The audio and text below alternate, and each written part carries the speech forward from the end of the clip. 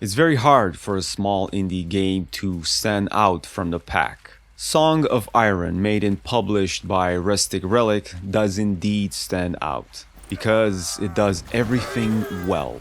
I mean everything. You're probably asking, how can a game perform well on every single aspect? I've also asked myself that, and I believe the answer is just don't do too many things at the same time. If you don't add too many elements to the game and try to keep it as simple as possible and focus on making those few elements as good as you can, there you have it. It will be as good as it can, and it will shine on every single level. I mean, yeah, Assassin's Creed Valhalla will have many things that are not great. Mainly because AAA games, especially open worlds ones, do too many things and have a lot of boxes to check. Song of Iron doesn't need to check 100 boxes, but what it does it very well. And for that, it's an awesome experience. The game starts abrupt, in a trail of broken helms and shattered shields. Your village is in flames and your loved one soon enough in your arms. Story and sentiments hit you very hard from the beginning, but the game just got started and it just keeps on adding. Stamina bar, your character will breathe heavily as you deplete it, and he will calm down as the stamina bar raises. You can actually see that as his movements and his breathing is shown in the animation. The HP life bar, it regenerates instead of having to micromanage potions. All you have to do is just walk instead of run, so you won't trigger too fast a next wave of enemies. In the meantime, the game giving you time to take in the surroundings. It's 2.5D.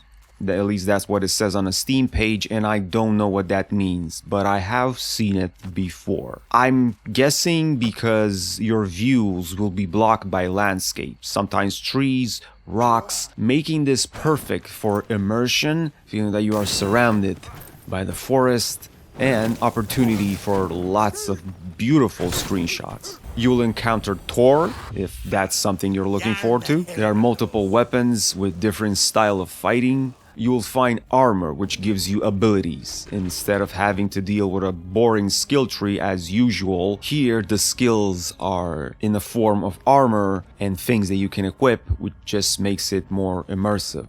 There are some enemies that you cannot fight, so you'll have to use your environment to survive, clearly showing off that this is not a hack and slash with moments when you just have to think fast just to escape a situation where your foe is way more stronger than you. The combat is, as much as it can be in a 2D environment, Souls-like.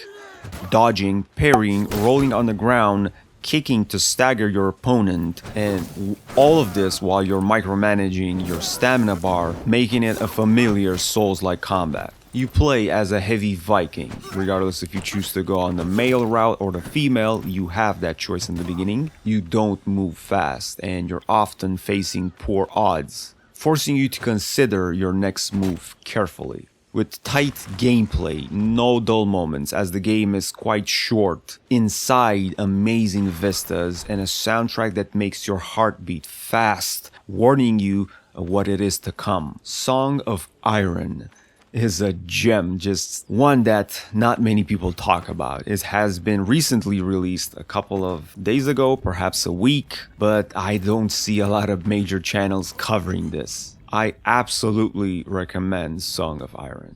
One of my favorite games so far this year, standing right there up top with the likes of Resident Evil Village. Single player experience, Souls-like combat, deep atmosphere, and enough of story and fighting to keep you going for a couple of hours. Song of Iron is a must play.